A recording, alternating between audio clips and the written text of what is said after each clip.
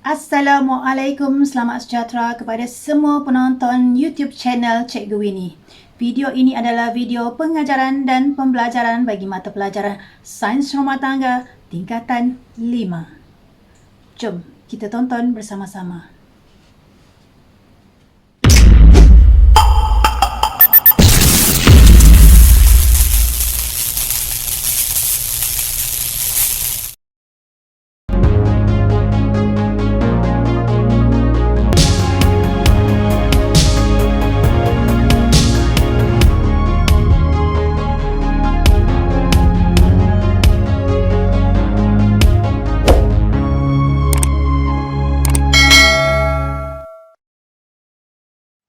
Baik, Assalamualaikum, selamat sejahtera. Bertemu lagi kita di dalam YouTube channel Cikgu Winnie. Baik, hari ini Cikgu akan sambung pembelajaran kita berkaitan dengan bab amalan keselamatan mencegah kebakaran dan rawatan awal kecederaan akibat kebakaran, iaitu tindakan apabila berlakunya kebakaran.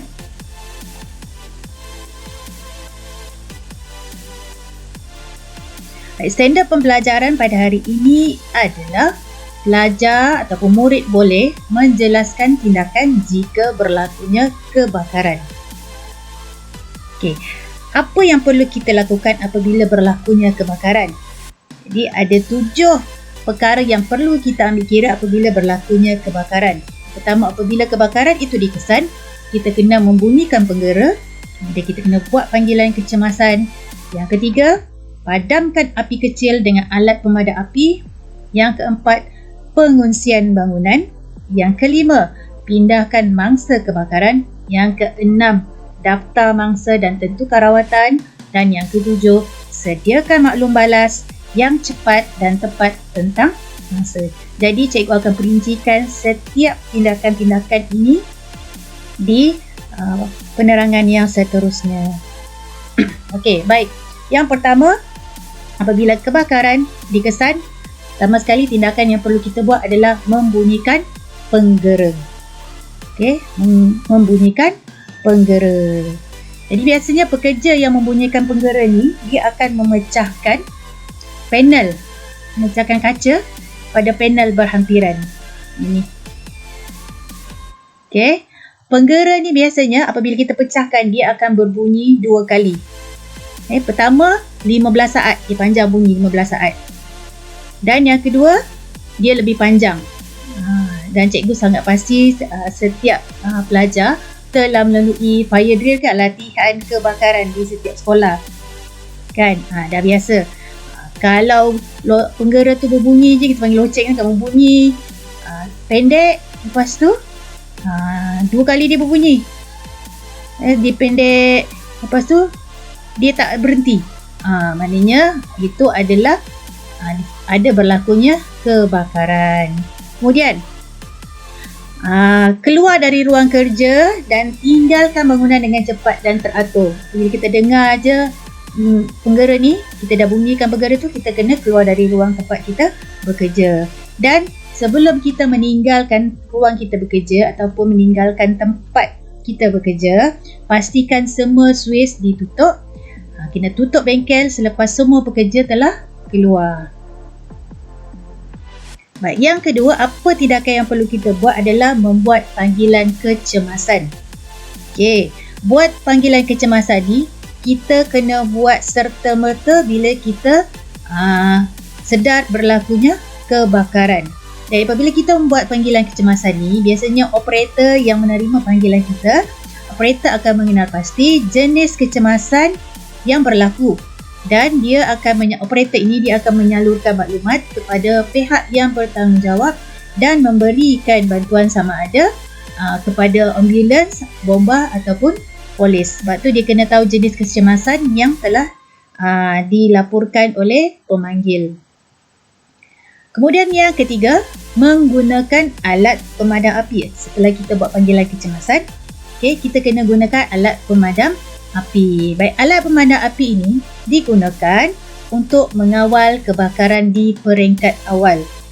Jadi, jenis pemadam api ni ada 3 lah. Yang pertama, pemercik air automatik yang ini. Kita ada gelung hos, kita ada alat pemadam api jenis balang, ini jenis balang lah. silinder dan juga selimut api. Baik, kita tengok kalau gelung hos, alat ini, gelung hos ni memang untuk air lah. Sebab tu ada diambil air daripada pili bomba yang berdekatan.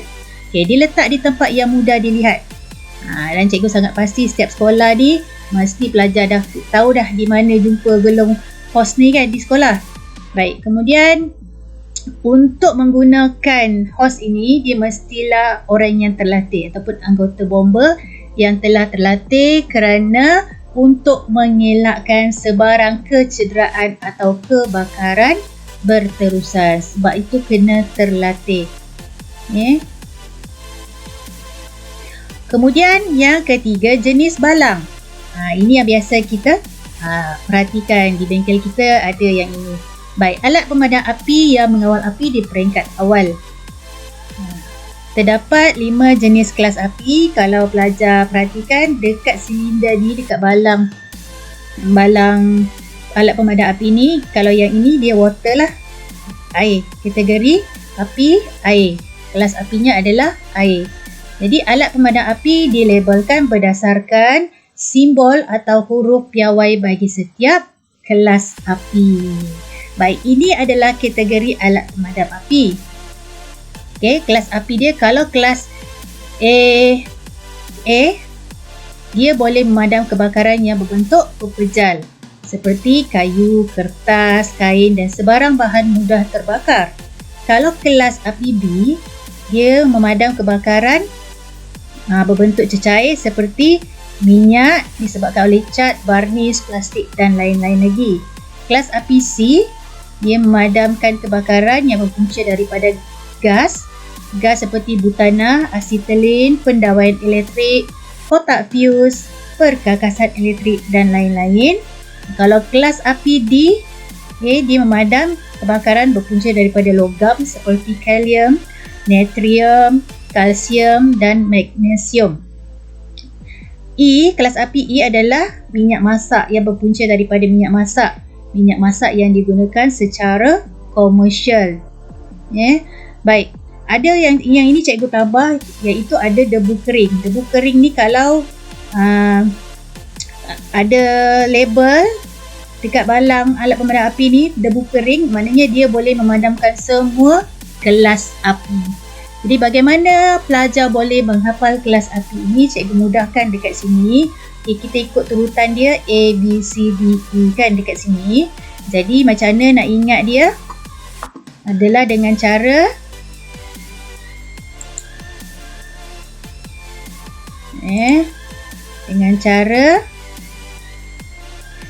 ikut ni, A untuk apa, B untuk apa, C untuk apa, D untuk apa kan. Jadi tengok dekat sini, cikgu dah buat akronim dekat sini.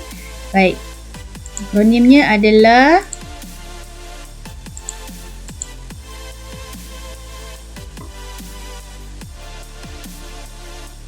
Peha Cucu Guru Lukisan Melecoh.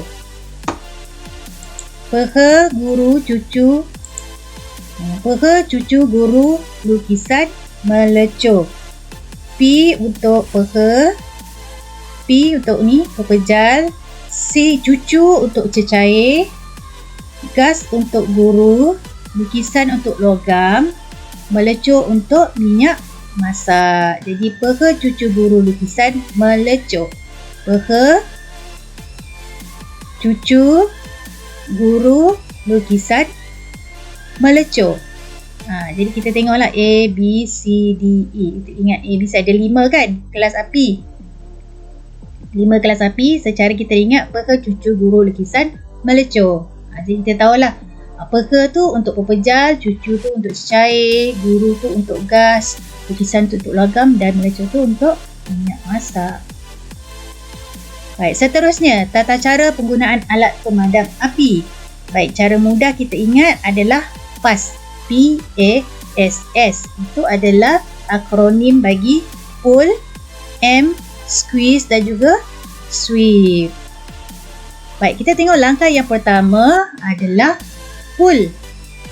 Pull ni maknanya kita kena tarik pin yang ini. Bila kita tarik pin baru kita boleh tekan picu ni sebenarnya. Tarik pin tindakan ini akan memutuskan pemateri.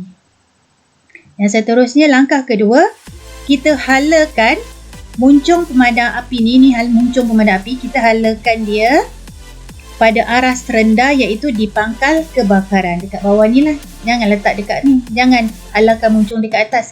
Ini adalah punca kebakaran dekat bawah, bermulanya kebakaran. Jadi kita halakan muncung dekat bahagian arah serendah di pangkal kebakaran. Langkah ketiga, squeeze. Okay. Maknanya kita genggam picu, ini picu ya, kita genggam, atau pemegang alat pemadam api. Okay, kita genggam dia. Bila kita genggam, kalau perhatikan yang ni, kita genggam, dia akan mengeluarkan bahan untuk memadam api tadi. Seterusnya, langkah keempat iaitu sweep. Maknanya kita tekan pemegang tadi dan halakan muncung dari arah kiri ke kanan atau pangkal kebakaran. Beri tumpuan kepada punca kebakaran. Kat bawah ni lah, kita beri tumpuan kepada punca kebakaran. Dan kalau api tu masih juga tak padam, kita ulang langkah 2 hingga 4 jika api masih menyala. Okay, tengok. Okay. Halakan muncung dia dekat bahagian bawah. Okey. Jika berlaku kebakaran pada pakaian atau badan mangsa, ya, yang ini perlu pelajar ambil perhatian. Okey, pastikan jangan berlari. Andai kebakaran itu berlaku kepada kita kan, pastikan jangan berlari. Gunakan selimut untuk padamkan api ataupun gulingkan mangsa di atas lantai. Dan jangan sekali-kali siram dengan air atau menggunakan alat pemadam api terhadap mangsa. Mentang-mentanglah kita dah belajar cara penggunaan alat pemadam api kan. Jadi kita pun secara logiknya kita rasa, kita fikir, ini boleh memadamkan api. Tak boleh ya. Jangan guna alat pemadam api kepada manusia. Kemudian, bengkokkan badan mangsa supaya api tidak merebak ke merata sistem pernafasan. Maknanya kena bongkokkan sedikit. Okey, kita bengkokkan badan kita supaya pernafasan kita tu kita tak boleh macam ni. Okey, kita kena bongkokkan sedikit supaya sistem pernafasan kita tu sedikit selamat. Kita tak nak api tu merebak terus masuk ke dalam kita punya sistem pernafasan. Baik, kemudian langkah yang keempat adalah pengungsian bangunan. Pengungsian bangunan ni maknanya tindakan setiap individu dia perlu keluar segera dari bangunan yang terbakar. Okey, pengungsian maknanya kita kosongkan bangunan. Jadi bagi memastikan tindakan ini berjalan lancar, tempat kerja perlu, yang ini setiap sekolah cikgu yakin memang semua dah ada sebab semua dah menjalani latihan fire drill kan, latihan kecemasan kebakaran kan. Jadi biasanya di sekolah telah diwujudkan jawatan kuasa kebakaran, menyediakan pelan lantai dan rancangan bertindak. Ini mesti ada. Menentukan kawasan berkumpul. Jika berlakunya kebakaran, biasanya ada satu kawasan berkumpul ataupun kita kenali sebagai assembly area untuk berkumpul apabila berlakunya kebakaran. Dan yang keempat, menentukan jalan atau laluan keluar, pintu keluar dan tangga keselamatan tidak dihalang. Sebab itulah perlunya latihan kebakaran.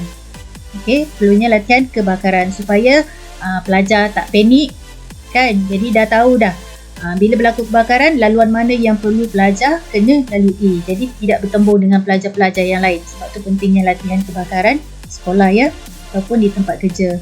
Kemudian memastikan sistem kebombaan berfungsi. Maknanya kita punya loceng kecemasan, alat penggera kebakaran tu mesti berfungsi dengan betul lah. Kemudian alat pemadam api kena sedia ada. Kelima, prosedur pemindahan mangsa kebakaran. Okey, mangsa kebakaran boleh dipindahkan sama ada menggunakan peralatan ataupun tanpa peralatan. Ya, kita tak tahu. Ada antara mangsa kita ni mereka tak boleh bergerak, ada yang boleh bergerak. Jadi, ada yang perlu bantuan alatan, ada yang tak perlu. Jadi, terdapat beberapa prosedur yang boleh digunakan untuk memindahkan mangsa kebakaran. Baik, ini adalah beberapa prosedur pemindahan mangsa kebakaran yang menggunakan peralatan seperti kerusi, selimut. Ini menggunakan peralatan ya. Dan ini tanpa alatan, human crutch 4.5 carry. Yang ini tanpa alatan lah, guna manusia saja, 4 handset. Okay. Kita tengok menggunakan kerusi.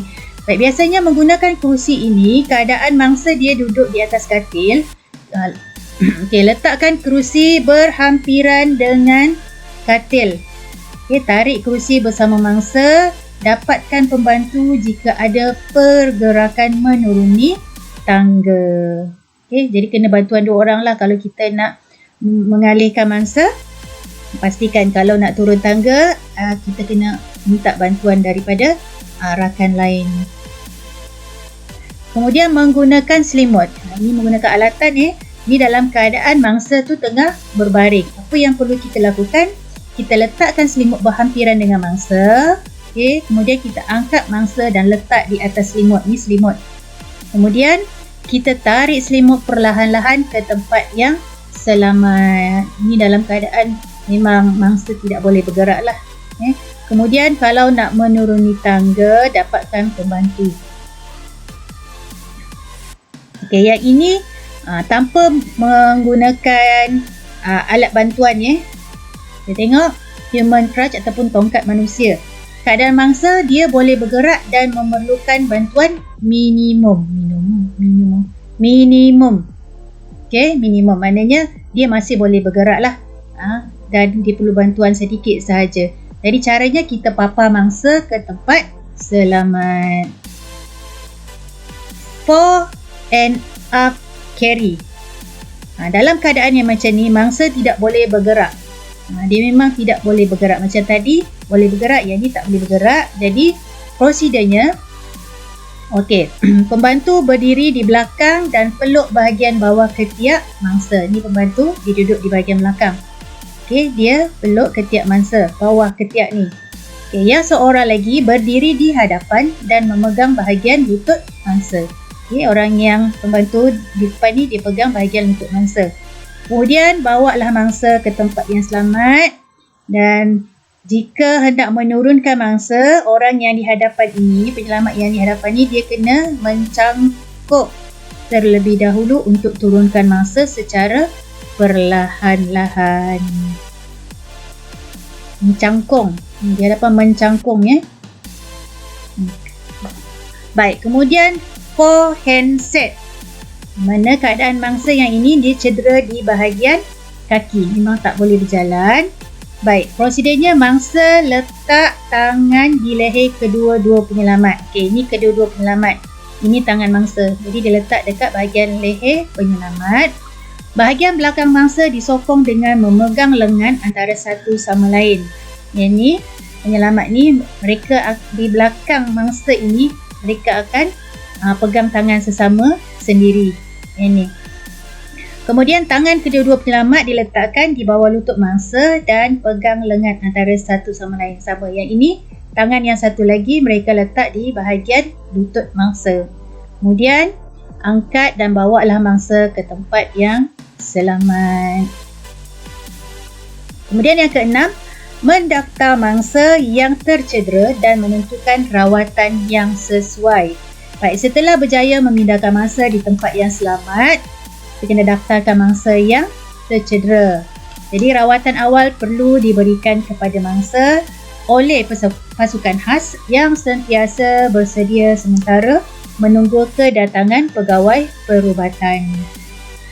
Okey, tindakan yang seterusnya, tindakan yang ketujuh adalah menyediakan maklum balas yang cepat dan tepat tentang mangsa. Jadi kita kena laporkan sebarang kecederaan dengan sebaik-baik saja pegawai perubatan tiba. Kita kena beri maklum balas. Kemudian sebelum pegawai perubatan tiba, nyatakan tanda-tanda vital kepada pegawai perubatan sekiranya perlu. Sebelum pegawai perubatan ni sampai memberikan bantuan, kita kena mengenal pasti tanda-tanda vital seperti suhu badan mangsa kita ni. Okay, suhu badan mangsa tinggi ke, panas ke kan, tekanan darahnya, bacaan nadi dan juga pernafasan. Kalau bacaan nadinya laju, kita kena maklumkan kepada pegawai perubatan ini. Okay, Baik, jadi rumusan PDP cikgu pada hari ini adalah apakah tindakan apabila berlakunya kebakaran. Jadi kita ada 7 tindakan apabila kebakaran dikesan. Yang inilah yang kita telah pelajari dan cikgu terangkan tadi. Bunyikan pegera, buat panggilan kecemasan, padam api kecil dengan alat pemadam api, pengusian bangunan, pindahkan mangsa, daftar mangsa dan tentukan rawatan, kemudian sediakan maklum balas yang tepat, cepat tentang mangsa. Baik, itu saja perkongsian pada hari ini di dalam video cikgu kali ini. Sila tekan subscribe untuk mendapatkan video-video PDP cikgu seterusnya. Jangan lupa komen, like dan share. Dan seperti biasa, cikgu akan berkongsi kata-kata motivasi kepada setiap pengakhiran video PDP cikgu. Baik, kata motivasi pada hari ini adalah tidak ada kata terlambat untuk menjadi apa yang anda inginkan. Tidak ada kata terlambat. Jadi, semuanya perlu bermula. Itu sahaja perkongsian PDP video cikgu pada kali ini. Assalamualaikum. Kita jumpa lagi. Bye. Terima kasih.